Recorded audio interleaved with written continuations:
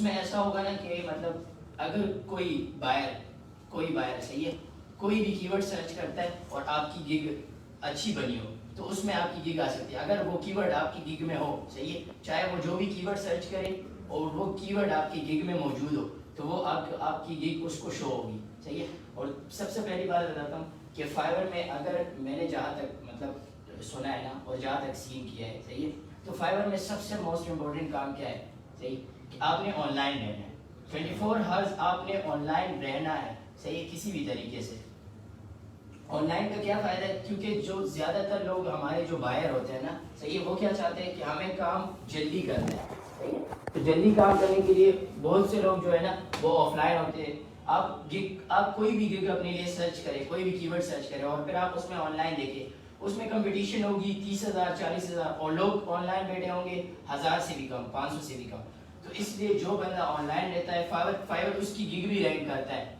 जब आप अपनी रैंकिंग बनाते हैं ना, सही है, हर एक चीज़ के लिए, तो फिर फाइवर आपकी गिग भी रैंक करता है जब आप ऑनलाइन रहते हैं, सही है।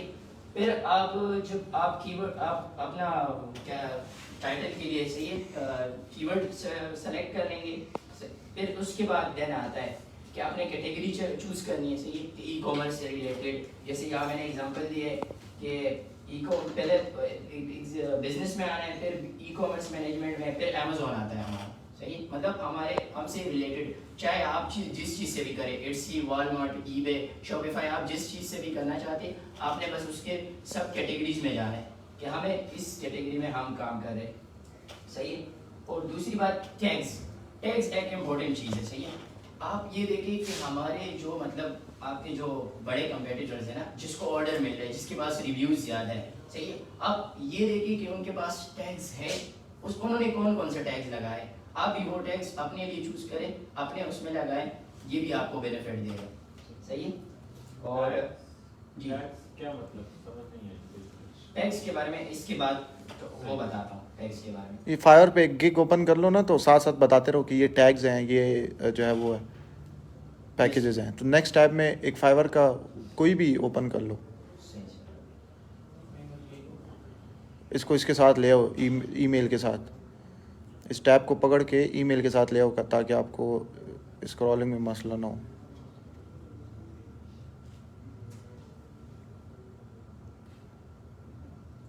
वो पीछे है बिल्कुल, हाँ जाओ, हाँ ये वाला है, इसको ले जाओ आगे।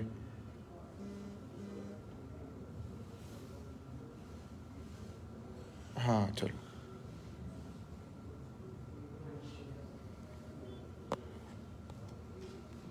लिख लो कोई भी कीवर्ड लिख लो।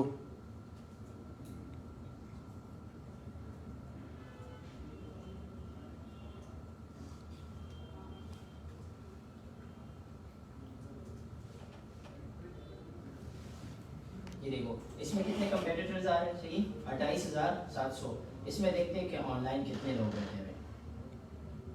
ये देखिए 1100 के मतलब 28,000 लोगों में से 1100 लोग ऐसे हैं जो कि ऑनलाइन बैठे हुए हैं। तो इसका मतलब अगर कोई काम करना चाहता है ना, कोई अपने कोई बात करना चाहता है, कोई बाय, सही है, तो वो इन ऑनलाइन लोगों से ही बात करेगा, चाहे उसके पास रिव्यूज हो या ना हो, क्योंकि उसको तो चाहिए काम जल्दी, सही है, तो वो इससे बात करेगा।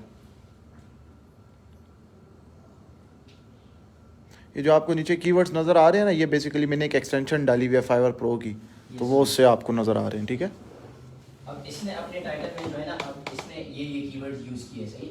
अगर हम ये ऊपर जाएंगे ना, हमने क्या क्या कीवर्ड दिए, अमेजोन कीवर्ड रिसर्च, अगर हम इसमें देंगे FBA कीवर्ड रिसर्च, तब भी हमारी ये गिग शो होगी, क्योंकि इसने इसमें ज़रूर ये कीवर्ड्स डाले होंगे, तो इस वजह से हमारी गिग जो है ना, हर एक कीवर्ड इसलिए अच्छे सेलेक्ट करने होते हैं कि हमारी गिग हर जगह पे शो हो।